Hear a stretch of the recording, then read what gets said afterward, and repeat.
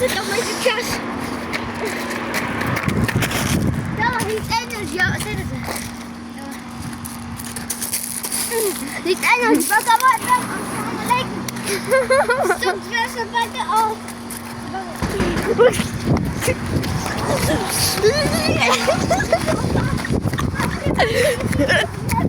Ja.